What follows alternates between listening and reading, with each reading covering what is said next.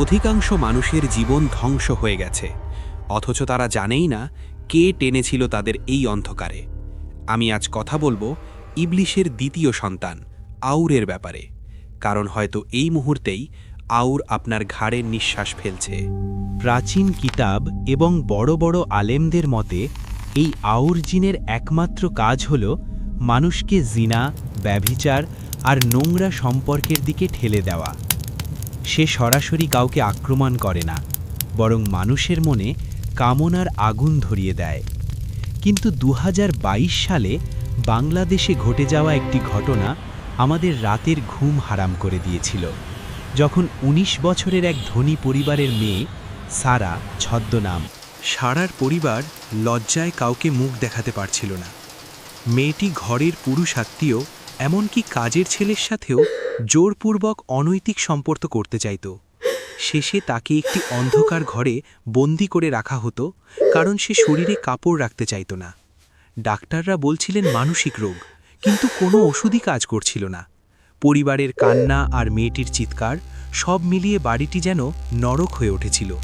এরপর পাকিস্তান থেকে এক হুজুর আসেন। তিনি যখন মেয়েটির চিকিৎসা শুরু করলেন, তখন ঘরটিতে পিন পতন নীরবতা। কিন্তু হুজুর যেই মেয়েটির কানি আঙুল চেপে ধরলেন, মুহূর্তের মধ্যে ঘরের পরিবেশ পাল্টে গেল। কেউ স্পর্শও করেনি, অথচ বিকট শব্দে ড্রেসিং টেবিলের আয়না আর কাঁচের গ্লাসগুলো ফেটে চুরমার হয়ে গেল। মেয়েটি পুরুষালী গলায় চিৎকার করে বলে উঠল, আউর, আউর, আমরা কাউকে ছাড়ব না। সেদিন জানা যায় মেয়েটির উপর একটি শক্তিশালী জিন এবং এই আউর একসাথে ভর করেছিল। মনে রাখবেন, আউর জিন শুরুতে এমন হিংস্র হয় না, সে খুব মিষ্টিভাবে আপনাকে ধ্বংস করে। প্রথমে হারাম সম্পর্ককে ভালোবাসা মনে হবে, গোপন চ্যাটকে স্বাভাবিক মনে হবে। সে কানের কাছে ফিসফিস করে বলে, একবার করলে কিছু হয় না, আর এভাবেই সে আপনাকে জাহান্নামের আগুনের দিকে নিয়ে যায়। রাসূল সাল্লাল্লাহু আলাইহি ওয়াসাল্লাম মেরাজের রাতে ব্যভিচারীদের আগুনের চুল্লিতে নিক্ষিপ্ত হতে দেখেছিলেন।